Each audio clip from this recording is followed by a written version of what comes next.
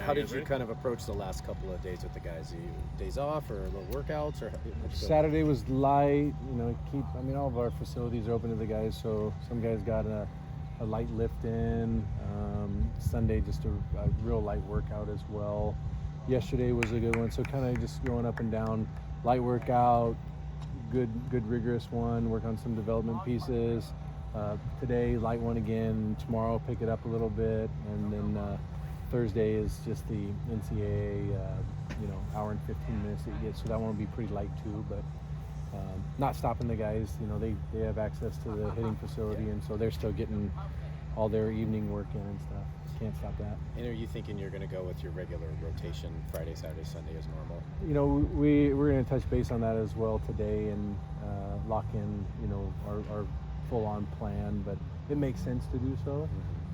But before I say for sure that's what we're going to do, I just want to make sure we have a little sit down and really understand our opponent. So that's been a big piece of it now that we know who we're playing, is dive in and understand their offense, understand their pitching, understand how they go about their gameplay, and see what the best matchups are for us. What was your reaction to the draw in the field? Good. Yeah. Good teams. Like once you hit regionals, you're going to play great competition all over.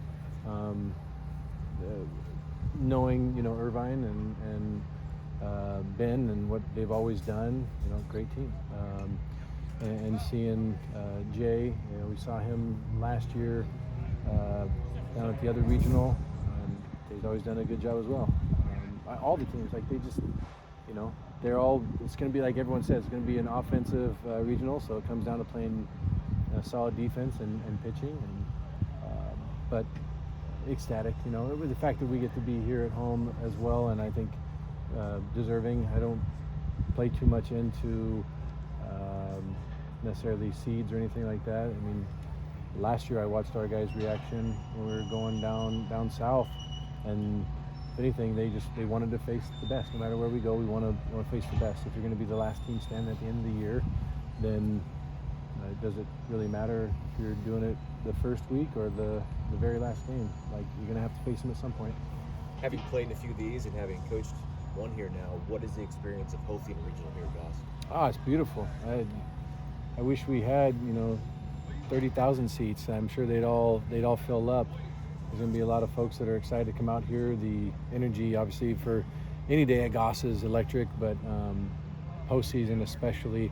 We'll be excited to, pull in the morning of the first game, and you're going to see, people out in the parking lot, all the families, the community, RVs, you name it, and excited to watch the guys go out and compete. And for our guys too. I mean, for the older guys that have done it at home and been on the road and done it as well. Even when I remember talking to Butch over at Auburn, and he said that he loved the environment here and it was extremely special. It was part of his bucket list. And so it's nice to hear that, because when we're living it every day, we really appreciate it and cherish each moment we get here.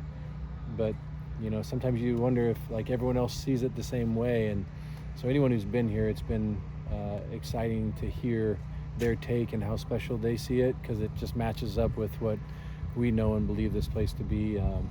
Even just watching the bleachers get built and center field working its way up right now, and there's a lot to be excited for right now, and I think our guys are eager to go out and play. What did you kind of take away from Scottsdale? What did you like? Were you hoping to see more of?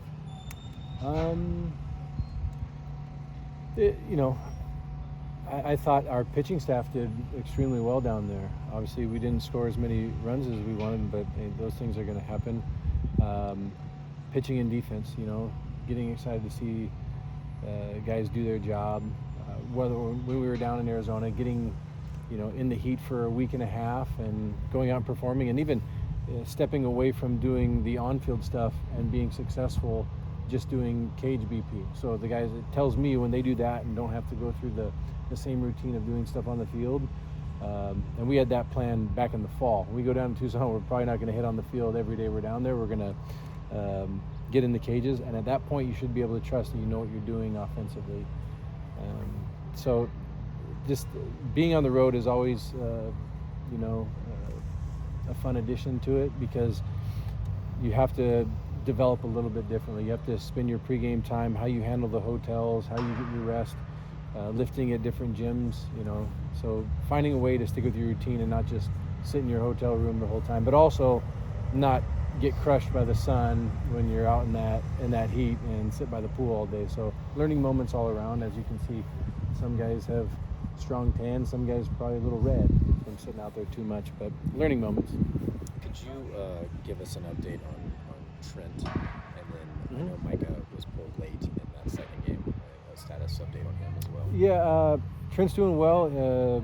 If you said, you know, watching practice or anything, he's been progressing. He just had, he got dinged one time in practice and just kind of flared up a little bit, but everything in there is good. So just yesterday had a great practice, throwing, hitting. He's had live at-bats. Yesterday he got a handful as well.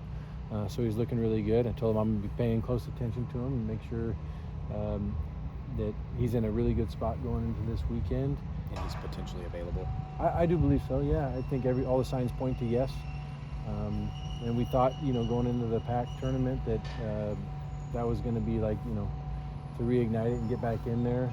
Just wasn't quite ready with a few of the things, but I think he's in a good space right now. And then Micah, I think some leg was bothering him a little bit. And at that point in the game, having the lead and getting Cannon out there, Cannon does a phenomenal job flying around.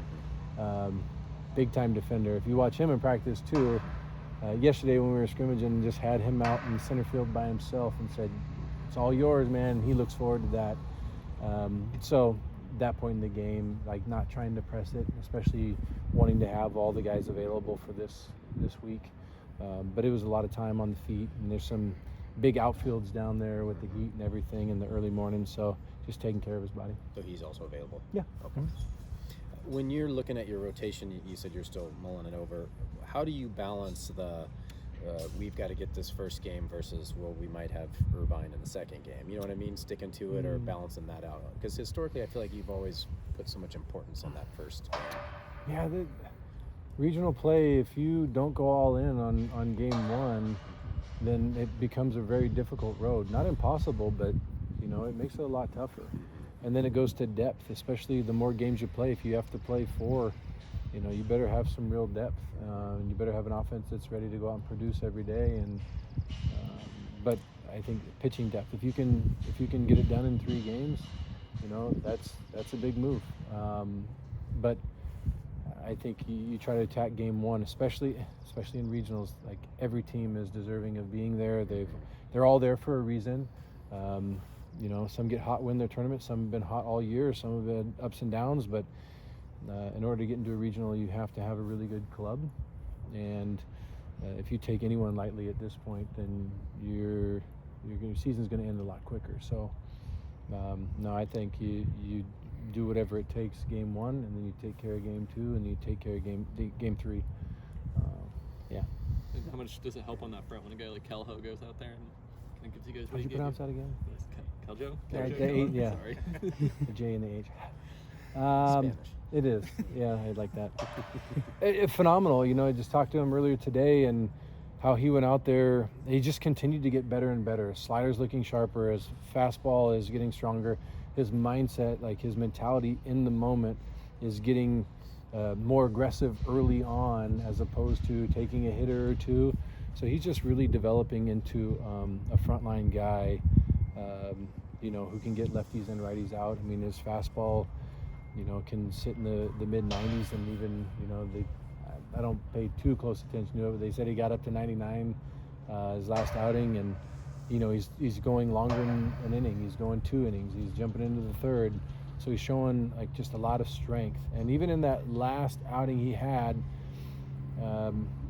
you know, it's like, okay, he's done his job. Do we go right to Holmes right now? Let's give him this last one right here. And he ends up striking the guy out. So to see him continue to, like, sprint through you know, the base or the finish line is exciting. He looks like he's in a good spot, smiling a lot, as he always does. But I like seeing him when he comes in the game with that edge to him. What went into the decision to put Lowry in that opener, and how much does having him back just add to the depth of the Yeah, having AJ and Joey, like two older guys, veteran guys that have been around that are really hungry to produce for the guys that are so selfless as well. It's been a long road back. Joey had a couple years of not throwing, and then the road to recovery and dialing it back in.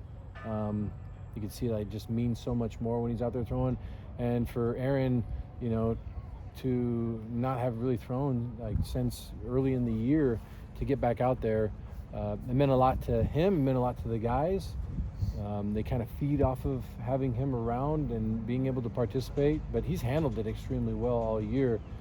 Sometimes when you're not able to pick up the baseball and do something with it, you know, you kind of lose your self-worth, but he's continued to pour into other guys and be a leader in the clubhouse. But starting him in that moment, he started many times before. It allows us to control his progression and get him in the game, because you for sure want that guy throwing in the game. And as the game's going on, I don't want to get him hot in the pen and then the guy finishes the inning and then he has to sit down and then get ready for the next opportunity. And that way he's also facing the big part of their order. So we're guaranteeing a really good arm is facing, you know, their better hitters right out the chute. So kind of set the tone. It was good. It was good for him. Do you envision that would be his pitch limit moving forward, or will you be able to kind of bump him up a little? No, we'll continue to grow off of that. You know, getting around 30 last time, having a strong bullpen yesterday as well, continuing to build off of that. It's not like I don't think he needs to go out and face a ton of hitters. Yeah. I think it's just continuing to build the conditioning and making sure that his recovery is really good, which it has been his last several ups on the mound. So, you know, he'll get a longer leash this next outing. The past month hasn't been easy for Mason. How have you seen him handle it, and how much does that home run on Thursday really help him in his confidence? Yeah, big shot. And, you know, it's wild that it's not that confidence shouldn't be built off success necessarily. It should be built off of how you prepare and that self-worth that you have and you're communicating to yourself, right? You work hard, you use the positive like internal communication, you walk around, just change your body language, right? And build that self-belief, and others will follow as well. Yeah, it was probably not the easiest thing. Oh, thanks. Probably not the easiest thing. Obviously, if you played baseball, you have some tough moments, but much like anything in life, it's how you respond to them. And if it took longer than he hoped that time, hopefully what he learns from that experience, how to get out of it, is that next time something happens, he's able to get out of it, you know, in half the time, and then half the time from there, and then it becomes pitch to pitch.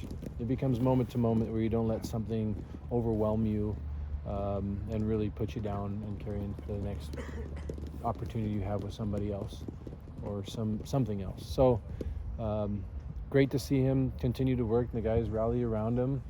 A lot of, you know, just small tidbits of communication, extra work up in the cage, remembering and hearing him say it, why he is who he is and why he's been hitting in the 3-hole, you know, the vast majority of the year. So reigniting a little bit of that flame. I know it can be stressful when if we drop a couple games or we're not performing, you can feel like the weight of the world's on your shoulders, but when you got a whole bunch of guys around you that are ready to pick you up, it helps a lot. How are you handling scouting and prepping for these games? Are you assigning guys different? Last year, I feel like you kind of handed it out a little bit. We did. We've done that a handful of times throughout the year too. Is kind of give guys a different name on the other team. And there's a lot. They have a lot going on right now with school and preparing themselves.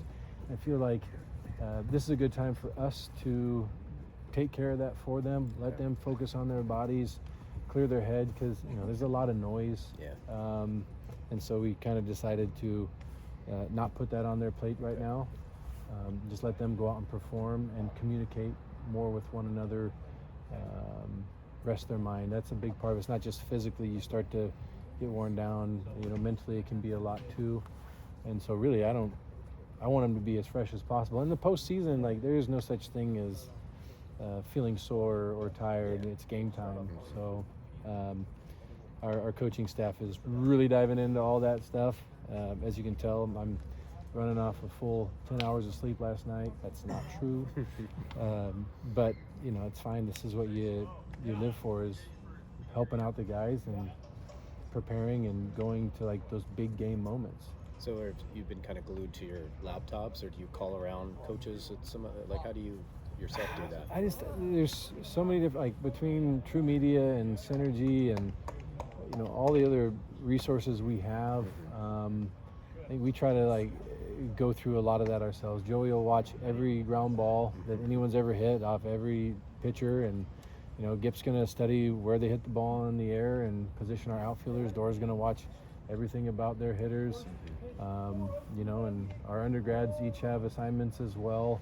Our analytics team and our student managers all have assignments as well to make sure that we go into it. So it's gathering a wide range of information and then consolidating it down to the key points.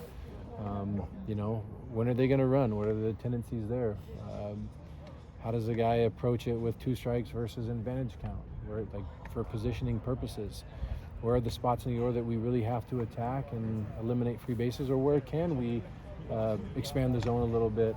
So it's just really going into it. And when you have, you know, multiple opponents and back-to-back days, you know, you got to have a good baseline, but the day before, you really need to know that opponent and focus all your energy into that and your guys. And then after the game's over, you start prepping, you know, or refreshing everything that you've been studying all week and getting ready for the next one. But so it's kind of all Tulane right now and not any other. I'd say you start obviously with your first opponent. We're still going to make sure that we are well ahead of our scouting on the other ones. I mean, it's like you got 3 desks, and here's all one information. You're going to handle all this one, then you hop to the next one, you hop to the next one, and then you, as you're like getting the final hours to competition, making sure you really understand and go through your notes. You know, being over-prepared, I'd rather feel that way than under-prepared.